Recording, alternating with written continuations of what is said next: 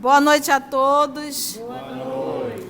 Hoje, 27 de novembro de 2020, estamos nós mais uma vez reunidos com a graça de Deus para estudarmos e gravarmos o nosso estudo da obra Libertação.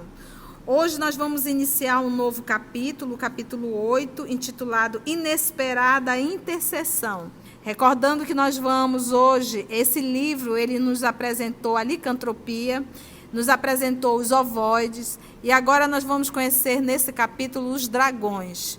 Então, vamos elevando o nosso pensamento a Jesus, ao nosso mestre por excelência, pedir a Ti, Senhor, que nos ajude na compreensão dessa obra, que todos nós que aqui estamos, ou que estamos ouvindo em nossa casa, no nosso ambiente, dentro de um carro, na cozinha, onde nós estivermos, que nós possamos abrir o sentimento, a alma, para compreendermos e mergulharmos nessas lições grandiosas que nos chamam insistentemente à renovação íntima, ao acordar na fala do apóstolo Paulo. Obrigada, amor de nossa vida, e que nós possamos sermos guiados pela espiritualidade amiga em nossa fala, para que possamos tirar de cada parágrafo a lição de que necessitamos. Graça te damos, Senhor. Olha, como nós vamos entrar no capítulo que vai falar... Agora nós vamos conseguir conversar com o Gregório. O nosso querido Gubi, o André Luiz e o Eloy, eles carregam uma missão, falar com o Gregório para interceder sobre alguém. Então a nossa querida irmã Aramita, ela irá retornar um pouquinho um capítulo atrás, para que a gente possa entender qual é a missão, o compromisso desses três em relação ao Gregório, particularmente de Gúbio. Ela solicitou a Gúbio e Matilde, né? E os dois estão como aprendizes. Vamos então ouvir a nossa querida irmã, e logo depois eu solicito, você que está em casa, pegue o seu livro dos Espíritos, porque também nós vamos precisar na questão 88 e 88A. Gúbio, Eloy e o André Luiz vão à Cidade Estranha para falar com o Gregório, que é um dos mandatários da Cidade Estranha. E eles vão em missão e utilizam, né, para falar com o Gregório, o nome de Matilde. Quem é Matilde? Matilde foi mãe de Gregório em encarnações passadas e há séculos espera por ele. Ela é de uma esfera superior, altíssima, e ela pede de Gúbio, a ajuda de Gúbio para interceder em Gregório. E por que Gúbio aceita? Porque a turma do Gregório está obsidiando a filha dele, que é Margarida. Então ele também tem interesse nessa missão, que é a filha dele, a Margarida, que está sendo obsidiada pelo pessoal do Gregório, que o Gregório tem interesses na filha, em Margarida. E aí ele vai interceder e a Matilde diz que é chegado o momento, que o momento é propício, que ela está se preparando para descer de novo à Terra, para ser mãe de novo de Gregório, que eles vão, e que esse momento é oportuno do Gúbio interceder, porque o Gregório ele já duvida da vitória do mal e abriga interrogações na mente dele envilecida, né? Na mente de maldade. E ela diz que a encarnação deles na frente, que ela vem primeiro para ser a mãe, ele vai renascer, né? E vai ter a prova perigosa e aflitiva da riqueza. Ele vai ser rico e, através dessa riqueza, fiquei até imaginando, né? Acho que ele vai ser dono de alguma fábrica, alguma coisa, porque ela diz assim, que ele vai acolher durante o tempo, no decurso do tempo, em labor gradativo, a extensa legião de servidores viciados que hoje o seguem e a ele obedecem. Então ele vai receber de novo essa legião de gente que o segue e o obedece, que vão continuar sob o mando dele, né, de certa forma, entre aspas, que é para ele mostrar, através da disciplina benéfica em construtivo suor, através do exemplo. E que ele também, nessa reencarnação dele, ele padecerá calúnias e vilipêndios, tanto dos encarnados como dos desencarnados da cidade estranha, que não querem que ele tenha êxito. Mas enquanto ele vai ter tudo isso, ele também ele triunfará nos bens efêmeros e na honraria mentirosa, que é para justamente passar de novo sobre a prova da fama e do poder. E ele vai ter tentações de todas as espécies que lhe serão desfechadas, que é justamente para ver se ele progredir e por quê. Mesmo no mundo espiritual, que ele continuou agindo com mandos e desmandos, ele adquiriu responsabilidade com esses espíritos que estavam sob o seu comando. E aí é essa missão do Gúbio, que também quer ajudar a Margarida, que é amor do seu coração, que foi sua filha em encarnação passada. É tão interessante que no capítulo 3, que nós vamos rever toda a programação da reencarnação de Gregório. Como disse a nossa irmã Aramita, não vai ser absolutamente nada fácil, porque da mesma forma que ele diz assim, ó, triunfará nos bens efêmeros e nas honrarias mentirosas. Então ele vai ser um homem que vai nascer e vai conseguir construir um poder muito grande, financeiro. Ele receberá no desdobramento da tarefa salvadora tentações de toda espécie, que lhe serão desfechadas pela colônia de ignorância, perversidade e delinquência que atualmente se fila. Os próprios que lá estão, que vai continuar, vão também tentá-lo, vão também fazer com que ele não consiga realizar o trabalho ao qual veio, né? A programação da espiritualidade superior. E conhecerá, depois de experiências inquietantes, a deserção dos falsos amigos, o abandono, a miséria, a enfermidade, a velhice e a solidão. Tudo programado. Então, não existe vítima na lei. Não existe coitadinho. Não existe, gente. Apegar-se-á profundamente ao meu carinho na infância, falando da mãe, na mocidade, na madureza. Entretanto, na colheita de provações mais duras, tê-lo-ei precedido na viagem do túmulo. Ela vai vir primeiro, é a mãe. Nessa época, porém, que presinto de tão longe, meu coração materno, embora na esfera espiritual, encorajá-lo-á, passo a passo. Ninguém está só, né, Mita?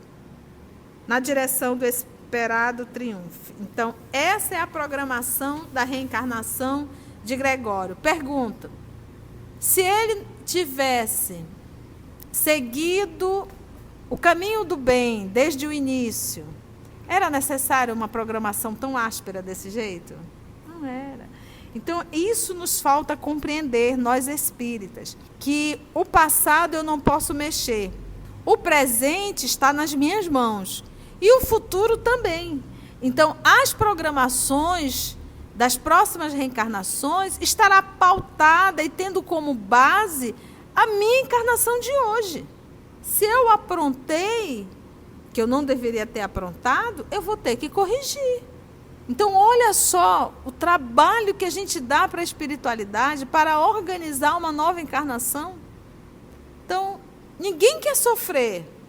Quem aqui quer sofrer? Eu quero sofrer, eu quero uma encarnação bem dolorosa. Quem? A pergunta é, o que temos feito? Porque nós estamos escrevendo as nossas próximas encarnações, com a nossa atitude de hoje. Então, pode ser menor, como pode ser maior em dores e em sofrimento. Quero uma família maravilhosa, eu não quero uma família complicada no futuro. Então, já não arrume complicações hoje. Porque quem você desiludiu, quem iludiu, quem você maltratou, quem você abandonou, quem você humilhou, vai vir para dentro de casa.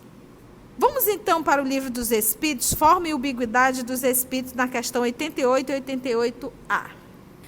Allan Kardec perguntou assim: os espíritos têm forma determinada, limitada e constante. Ele está falando do Espírito, aqui já com E maiúsculo. Então, ele não está falando do princípio espiritual.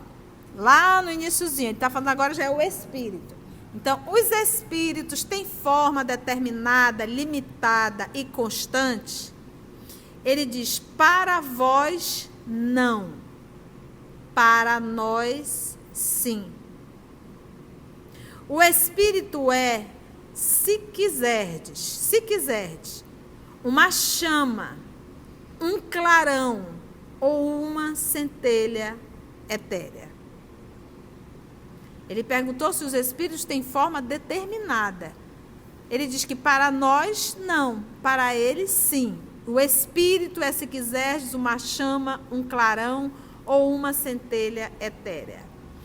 E aí Kardec fez a 88A. Essa chama ou centelha tem cor? Se é um clarão, é uma centelha. Olha como Kardec sabe. Tem cor? Resposta. Tem uma coloração que, para vós, vai do colorido escuro e opaco a uma cor brilhante. O que você acha de um espírito com uma cor opaca? Como ele diz aqui, um colorido escuro. E quando ele diz assim, há uma cor brilhante. Qual a do rubi? Rubi é que cor? Vermelho. E o que quando Jesus fala, ele fala do quê? Que ele vai trabalhar na vinha. Vinho é de que cor? E diz, eu vou trabalhar na vinha. Vou trabalhar o espírito dessa turma. O rubi. Qual a do rubi? Conforme o espírito seja mais ou menos puro. Então, quanto mais puro, maior a intensidade do seu brilho, e ele faz aqui a comparação do rubi. Quanto mais endurecido, ele vai do colorido escuro e opaco, e vai a uma cor brilhante. Qual a do rubi? No processo de evolução. Representam-se de ordinário os gênios com uma chama ou estrela na fronte. É uma alegoria que lembra a natureza essencial dos espíritos, colocam-na no alto da cabeça, porque aí está a sede da inteligência. Então, nós trouxemos esse aqui, porque nós vamos já precisar disso no estudo do Gregório. Então, vamos lá. Inesperada intercessão. A sala em que fomos recebidos pelo sacerdote Gregório semelhava-se a estranho santuário, cuja luz interior se alimentava de tochas ardentes. Sentado em pequeno trono, que lhe singularizava a figura no desagradável ambiente, a exótica personagem rodeava-se de mais de 100 entidades em atitude adorativa. Então, aqui, meus irmãos, logo de entrada, a gente já percebe que quem gosta de pompas é espírito inferior. Cátedra, pessoas em torno adorando. Lembra de Jesus, o Galileu?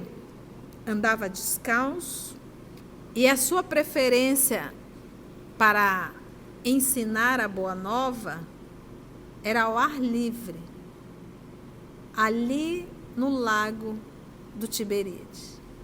Nem cadeiras, nem templos, muito menos pompas.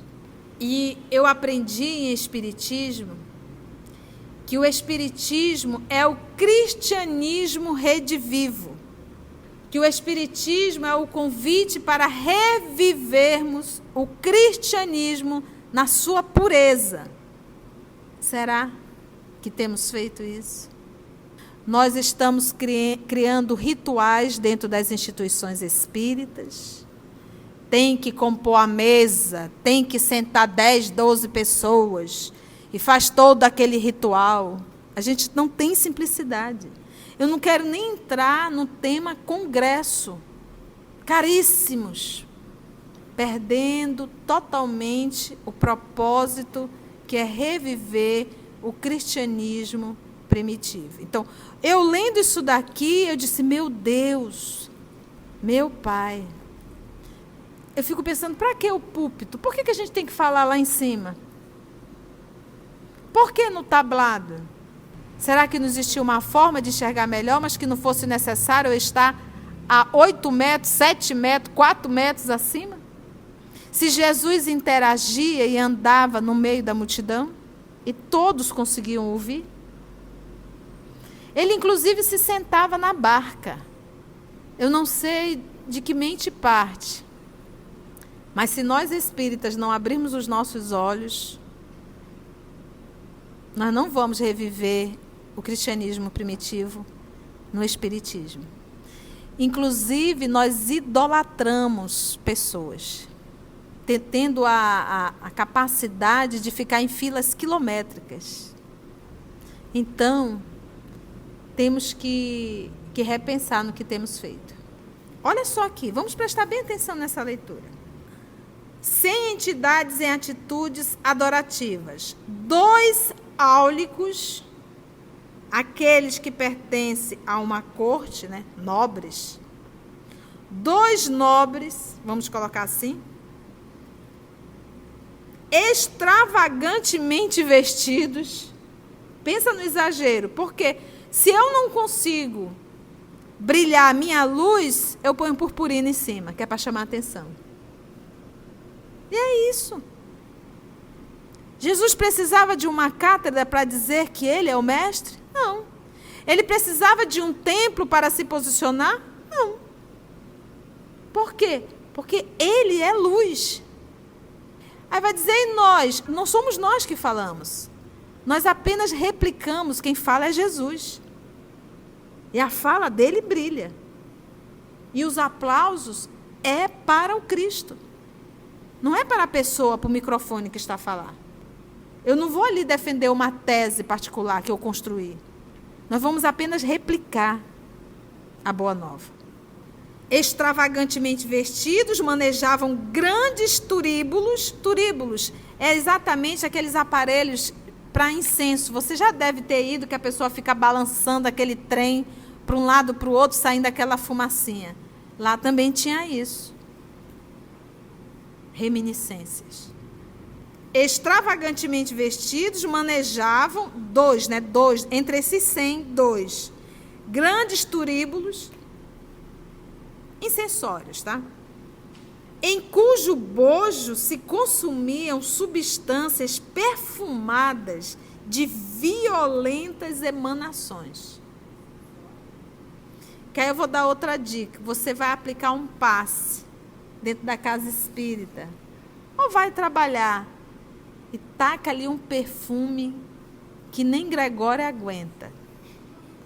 E às vezes a pessoa tem um processo alérgico, a pessoa que você vai aplicar o passe, a coitada fica lá espirrando. Então olha só, para que eu tenho que me perfumar ao ponto de antes de eu chegar o perfume já chegar? Isso é uma agressão. É agressão a quem tem uma sensibilidade. Então, eu até posso me perfumar, mas para algo que eu não tenho que agredir as pessoas. E há quem diga, antes de eu chegar, o perfume chega. A pessoa sai do elevador, 30 minutos depois, o cheiro ainda está no elevador. Quando é uma pessoa que ainda chama de extrato, né, eu vou passar extrato, percebe-se ainda a condição da pessoa, né? Mas, às vezes, são pessoas ditas intelectuais, que compra perfumes caríssimos, que faz questão de mostrar qual é o perfume que está usando, e se perfuma que fica insuportável, e alguns passam até mal. E aqui mostra quem gosta de perfume bem forte. Que turma é essa? A gente está fazendo sempre um gancho com o nosso dia a dia para nós fazermos umas reflexões. A gente sabe que a gente não veio de nenhuma cidade nobre do mundo espiritual. Basta a gente olhar os nossos pensamentos. Mas a gente tem que realmente fazer uma reflexão para saber de que nível nós estamos e o que nós devemos fazer para trabalhar para mudar isso. Então, aqui, vestes exóticas, perfumes exagerados, cátedra. Então, aqui tu vê tudo muito pomposo. Isso mostra a minha condição espiritual. Trajava ele uma túnica escarlate. Que cor é isso, gente? Vermelho. Pensa. Uma túnica. E nimbava-se de halo, olha aqui, olha, pardo escuro. Lembra ainda há pouco o livro dos Espíritos? Então, se ele estava ali com um halo em torno dele, uma luz pardo escuro, é espírito nobre ou espírito inferior? Espírito inferior. Aí mostra quando nosso Senhor Jesus diz: fazei brilhar a luz já está lá, porque a nossa essência é divina. Nós temos o DNA divino, nós somos filhos de Deus, nós somos luz. Só que nós não acendemos. Deus nos fez luz. Ele só diz assim: acende, filho. Esse trabalho é teu. Faça brilhar a tua luz. Trajava-se ele uma túnica escarlate e nimbava-se de halo pardo escuro, cujos raios inquietantes e contundentes nos feriam a retina. Tem gente que tem muito orgulho de dizer: eu gosto de falar olhando no olho. Eu gosto de olhar para as pessoas. Mas o olhar da pessoa te agride, não te acolhe.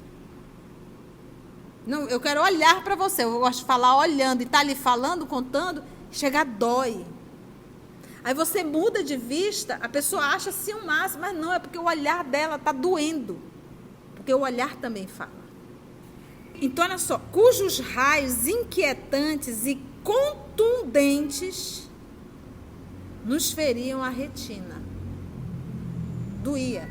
Fixou em nós o olhar percussiente, profundo e inquiridor, né? Porque é isso que a gente estava falando. Tem pessoas que acham que é uma virtude. Não é uma virtude olhar olho no olho. A virtude é como tu olha para o outro. Como você olha para o outro. O olhar percussiente e inquiridor. E estendeu-nos a mão, dando-nos a entender que podíamos nos aproximar. Fez um movimento com a mão. Olha a autoridade do cidadão. Autoridade, só o movimento com as mãos, venha. Aproximem-se. Eles estão longe. Sem falar nada. E de onde estão já doeu. E ele usou o termo aqui, esse halo pardo escuro. Gente, é uma coisa tão interessante que não brilha. É pardo escuro, mas dói. Fortemente empolgado, acompanhei Gúbio. Olha, André. Quem seria Gregório naquele recinto? Um chefe tirânico ou um ídolo vivo, saturado de misterioso poder? 12 criaturas, lado a lado ali, né, ladeando-lhe o dourado assento. Imagina, então, além de estar sentado nessa cátedra, essa cadeira, a cadeira era toda o quê? Dourada. Ostentação. O dourado assento. Ajoelhavam-se, humildes, atentas às ordens que lhe emanassem da boca. Todos ali de joelhos em torno de Gregório. Com um simples gesto, determinou o regime sigiloso para a conversação que entabularia conosco, porque em alguns segundos o recinto se esvaziou de quantos dentro dele se achavam, estranhos à nossa presença. Ele fez um sinal e todo mundo saiu, vazou, rapidinho. De repente está só ele e os três. Compreendi que cogitaríamos de grave assunto e fitei nosso orientador para copiar-lhe os movimentos, que é aquela história: eu estou no ambiente, não sei nada, copia quem sabe. Corre atrás do chefe. Tudo que Gúbio fizer, estou junto com ele. Gúbio, seguido por Eloy e por mim, a reduzida distância acercou-se do anfitrião, que o contemplava de fisionomia rude. Olha, outra dica para nós sabermos se também somos da cidade estranha. Gúbio, seguido por Eló e por mim, a reduzida distância, acercou-se do anfitrião que eu contemplava de fisionomia rude, fechada, carrancuda. Aqui na Terra a gente não tem ninguém carrancudo não, né? Não, né? Então ninguém é da Terra, é da cidade estranha, né? Eu acho legal no serviço público, né? Ou algum outro serviço, que você vai lá direcionar a mesa. Você precisa daquela pessoa e a pessoa já está com aquela cara de Gregório, que já até intimida você falar, né? Para quem não consegue entender. Mas olha só, hoje a gente já diz: olá, Gregório, bom dia. Não me chamo Gregório, mas de lá que você veio. A pessoa não vai entender nada, mas já ficou a dica, né? Você está no atendimento público com a cara do Gregório. Vamos lá. Fisionomia rude, passando de minha parte, a observar o esforço de nosso instrutor para contornar os obstáculos do momento, de modo a não classificar-se por mentiroso à face da própria consciência. Ele disse: eu vou ter que ir cheio de dedos, mas também não posso aqui mentir, ou seja, fingir, mentir o meu respeito para com Gregório e o que eu vim aqui fazer. Cumprimentou Gregório, exibindo fingida complacência, e falou: lembra-te de que sou juiz, mandatário do governo forte aqui estabelecido. Não deveis, pois, faltar à verdade. Decorrida pequena pausa, ele acrescentou: em nosso primeiro encontro, enunciaste um nome. Sim, o de uma benfeitora. Repete-o. Matilde. O semblante de Gregório fez-se sombrio e angustiado. Disse-ia recebera naquele instante tremenda punhalada invisível. Dissimulou, no entanto, dura impassibilidade e, com a firmeza de um administrador orgulhoso e torturado, inquiriu: que tem de comum comigo, semelhante criatura? Nosso orientador redarguiu sem afetação: severou-nos querer-te com desvelado amor materno. Evidente engano. Aduziu Gregório, ferino, né? Minha mãe separou-se de mim há alguns séculos.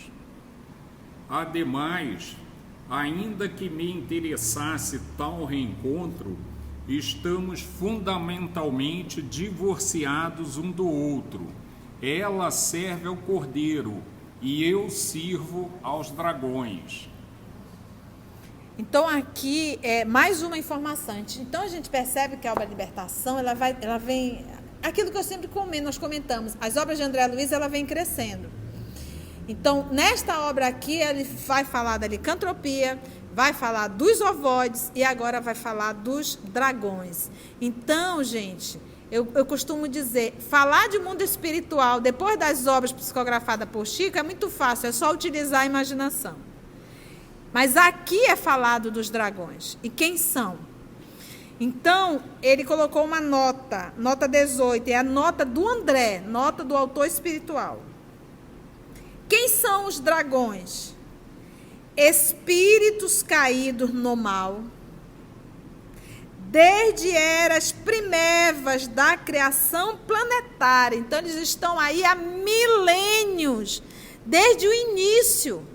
Caíram, se enveredaram para o mal da criação planetária e que operam em zonas inferiores da vida, personificando líderes de rebelião, ódio, vaidade e egoísmo. Não são, todavia, demônios eternos, porque individualmente se transformam para o bem, no curso dos séculos, qual acontece aos próprios homens. Então, eles se apresentam como o quê? Aos dragões. Aquela particularidade da palestra bastava para que minha curiosidade explodisse indômita. Quem seriam os dragões a que se reportava? Gênios satânicos da lenda de todos os tempos? Espíritos caídos no caminho evolucionário de inteligência voltada contra os princípios salutares e redentores do Cristo, que todos veneramos na condição do Cordeiro de Deus? Sem dúvida, não me equivocava. No entanto, Gúbio lançou-me significativo olhar, certamente depois de sondar-me em silêncio a perquirição íntima, convidando-me sem palavras a selar os lábios entreabertos de assombro. Porque o que acontece? O André Luiz está pensando, só que ele não captou que o Gregório capta o pensamento e que, óbvio, olha o Gregório na condição que ele está, lembra que eles foram preparados para isso. Eles têm essa capacidade. Eles têm essa capacidade. Eles enxergam, eles entram no psiquismo. Ele sonda. Como Sonda. Ele sondou quando eles chegaram. Exatamente, ele sonda. Por isso que ele pediu para todo mundo sair. Então, olha só aqui. Então, gente, isso aqui serve, assim, trazer para a nossa vida. A gente acha que só pensar não faz mal. Só pensar faz muito mal, porque tudo começa no pensamento. A gente está na reunião mediúnica, aí às vezes o irmão está conversando com o espírito, o dialogador, e aí o médium de apoio está dando psica mentalmente. Ih, não devia ter ido por aí, não, devia ter feito isso. Atrapalha.